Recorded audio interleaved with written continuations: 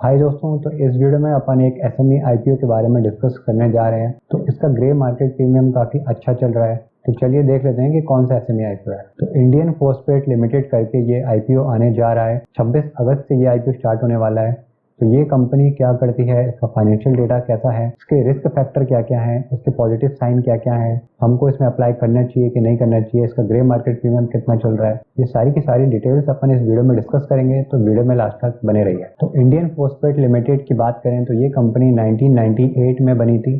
तो ये क्या करती है, ये linear alkyl benzene sulphonic acid, जिसको अपन लैप्सा के नाम से भी जानते हैं, ये प्रोड्यूस करती है। ये क्या करती है, ये एज अ सर्फेक्टेंट काम करता है, जिसको अपन जैसे कि आपका वॉशिंग पाउडर हो गया, निरमा हो गया, केक्स वगैरह हो गए, टॉयलेट क्लीनर्स वगैरह हो गए, या फिर जो अपन लिक्विड डिटर्जेंट्स वगैरह होते हैं, तो इनको बनाने के लिए जो मटेरियल का यूज होता है, ये कंपनी क्या है, प्रोड्यूस करती है। और केमिकल सेक्टर के साथ साथ ये कंपनी क्या है कि एग्रीकल्चर बिजनेस में भी है, जिसमें ये फर्टिलाइजर्स वगैरह भी प्रोड्यूस करते हैं। तो सिंगल सुपर फोस्फेट क्या है कि ये फर्टिलाइजर है, ग्रेन्यूल सिंगल सुपर फोस्फेट क्या है, ये भी एक फर्टिलाइजर है। तो जो भी फसलें वगैरह होती हैं ना, उनको मजबूती प्रोवाइड करने के लिए, ताकि उनकी क्वालिटी अच्छी हो, तो वो प्रोवाइड करने के लिए अपन फर्टिलाइजर्स का यूज़ करते हैं। तो ये कंपनी उन फर्टिलाइजर्स को भी प्रोवाइड करती है।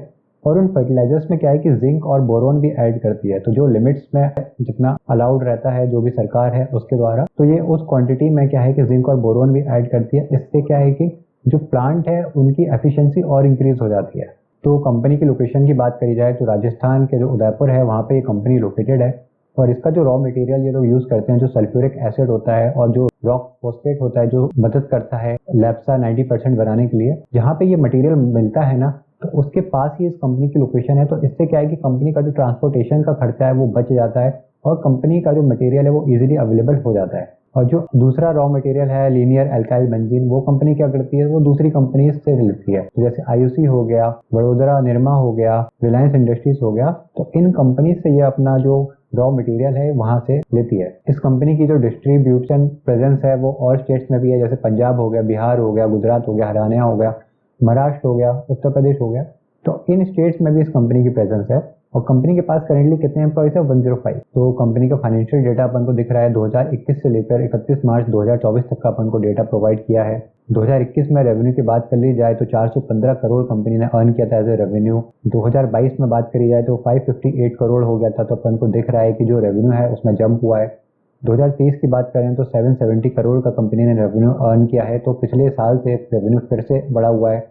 लेकिन 2024 का आप जब रेवेन्यू देखेंगे तो 717 करोड़ का रेवेन्यू कंपनी ने अर्न किया है। तो अपन यहाँ पे देख सकते हैं कि थोड़ा सा कंपनी का जो रेवेन्यू में है वो डिप आया हुआ है।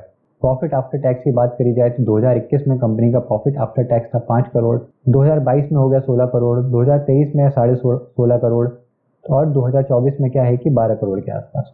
तो 2024 में जो कंपनी का रेवेन्यू है उसमें भी डिप आया है, और कंपनी का जो प्रॉफिट है उसमें भी डिप आया है। तो कोई भी कंपनी ऑपरेट करती है तो ये थोड़ा बहुत जो ऊपर नीचे होता ही रहता है कंपनीज के फाइनेंशियल डेटा में। तो अपन को इससे अभी घबराने वाली बात नहीं है। तो कंपनी के कर्जे की बात कर ली जाए तो 2021 में कंपनी का कर्जा 4 करोड़ था, और 2024 की बात करी जाए तो कंपनी का कर्जा बढ़ के 40 करोड़ हो गया है। तो जो कंपनी का जो कर्जा है वो अच्छा खासा जंप अपन को देखने को मिल रहा है। लेकिन जो कंपनी का नेटवर्थ है वो अपन देखेंगे तो वो 80 करोड़ का है। तो कंपनी का जो डेब्ट टू इक्विटी रेशियो आएगा वो 0.5 के आसपास का आएगा। तो इस चीज को देखते हुए हम ये कह सकते हैं कि अभी हमको जो कंपनी का जो कर्जा है उससे डरने की जरूरत नहीं है। कंपनी की रिटर्न ऑन इक्विटी की बात कर ली जाए तो 18.14% काफी अच्छा रिटर्न ऑन इक्विटी है। कैपिटल एम्प्लॉयड की बात करी जाए तो 20.93%, ये भी काफी अच्छा रिटर्न ऑन कैपिटल एम्प्लॉयड है। रिटर्न ऑन नेटवर्क की बात की जाए तो 16.60%, काफी अच्छा डेटा है।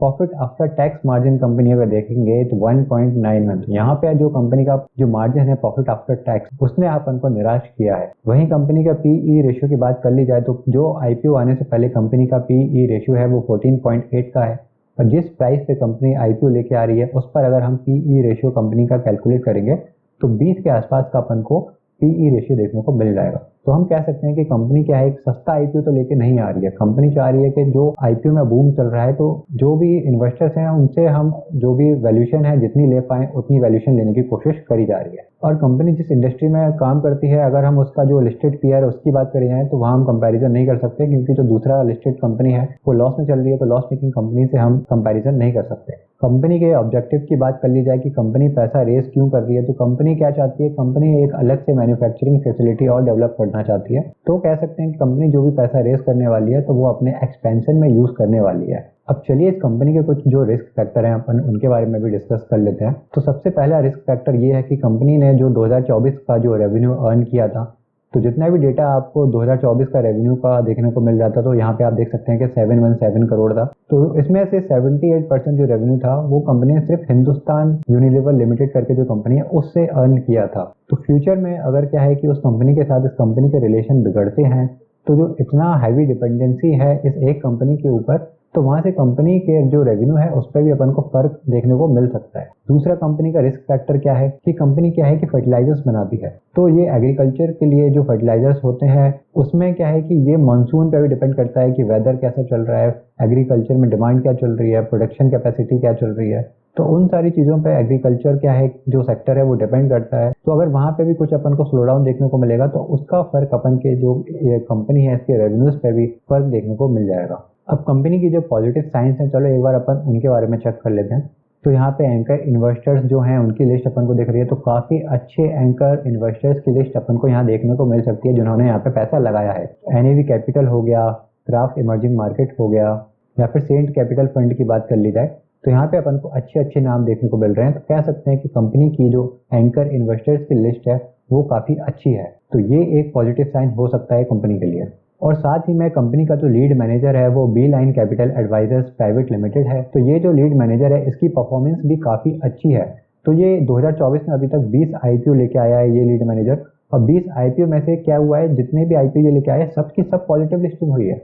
तो एक भी फेल अभी तक आईपीओ नहीं रहा है इस बी लाइन कैपिटल का 2024 में जिसने नेगेटिव लिस्टिंग दी है। तो ये अपन को बहुत ही स्ट्रॉन्ग पॉजिटिव पॉइंट देखने को मिल रहा है। और जो एवरेज गेन आप बात करेंगे कि जितने भी आईपीओ ये कंपनी लेके आई है उनका अपन एवरेज का जो गेन लेके चलेंगे तो 110% का एवरेज गेन है। तो ये भी बहुत शानदार गेन अपन को दिखाई दे रहा है। तो ये जो कंपनी के दो स्ट्रॉन्ग पॉइंट्स हैं ये काफ़ी स्ट्रॉन्ग पॉइंट्स हैं, क्योंकि एंकर इन्वेस्टर्स की स्ट्रॉन्ग एंट्री जो है वो बहुत इंपॉर्टेंट होती है, और जो लीड मैनेजर होता है उसकी परफॉर्मेंस पे भी काफ़ी फर्क पड़ता है। तो 26 अगस्त से ये आईपीओ ओपन जा रहा है, 29 अगस्त तक ये आईपीओ ओपन रहेगा। 30 अगस्त को अपन को पता चल जाएगा कि आपको अलॉटमेंट हुआ है कि नहीं हुआ है, और इस कंपनी की जो लिस्टिंग होगी 3 सितंबर को लिस्टिंग हो जाएगी। तो 94 से 99 के बीच का जो प्राइस बैंड है यहाँ पे ये कंपनी आईपीओ लेके आ रही है। लेकिन क्या है कि आईपीओ ओवर सब्सक्राइब होते ही होते हैं, तो आपको क्या करना है कि जो 99 रुपीज़ वाला जो प्राइस है आपको वही सिलेक्ट करना है। या तो आप कट ऑफ प्राइस सिलेक्ट कर देंगे, रिटेल कैटेगरी में अप्लाई कर रहे हैं, या अगर आप एचएनआई कैटेगरी में अप्लाई कर रहे हैं तो आपको 99 रुपीज़ ही एंटर करना है। लॉट साइज़ की बात कर ली जाए तो कंपनी का लॉट साइज़ 1200 शेयर का है। तो टोटल इन्वेस्टमेंट हो जाएगी, अगर आप रिटेल कैटेगरी में जाते हैं तो 1,18,800 रुपये की आपकी यहाँ पे इन्वेस्टमेंट लगने वाली है। और कितना पैसा कंपनी यहाँ पे रेस करने वाली है उसकी बात की जाए तो 67 करोड़ क्या है कि कंपनी का जो इश्यू साइज है वो है, और उसमें से 67 करोड़ में से क्या है कि सारा का सारा फ्रेश इश्यू है। मतलब जितना भी पैसा कंपनी रेस करने वाली है वो सारा का सारा पैसा कंपनी अपने एक्सपेंशन में यूज़ करने वाली है। यहाँ तो कोई भी पैसा जो पुराने प्रमोटर्स हैं या फिर जो अर्ली स्टेज पे इन्वेस्टर्स हैं उनकी जेब में नहीं जाएगा। तो 99 रुपीज़ पर शेयर के हिसाब से ये आईपीओ आ रहा है, और कंपनी का जो ग्रे मार्केट प्रीमियम एक शेयर पे चल रहा है वो है 90 रुपीज़। तो जो अपन परसेंटेज वाइज देखेंगे तो 91% का अपन को अभी यहाँ पे रिटर्न दिखाई दे रहा है। तो कंपनी का फाइनेंशियल डेटा देखते हुए कंपनी को रिस्क भी हम देख रहे हैं, लेकिन क्या है कि कंपनी का जो लीड मैनेजर है एंकर इन्वेस्टर्स की लिस्ट है, तो यहाँ पे ये पॉजिटिव साइंस है। तो ये सारे साइंस देखते हुए हम इस कंपनी में अप्लाई कर सकते हैं, हम इस कंपनी में फुल फोर्स के साथ अप्लाई कर सकते हैं। तो मैंने इस कंपनी से रिलेटेड सारी इन्फॉर्मेशन आपके साथ शेयर कर दी है। कोई डाउट है तो कमेंट सेक्शन में मुझसे पूछ लीजिएगा। मिलते हैं अब अगली वीडियो में, तब तक के लिए गुड बाय।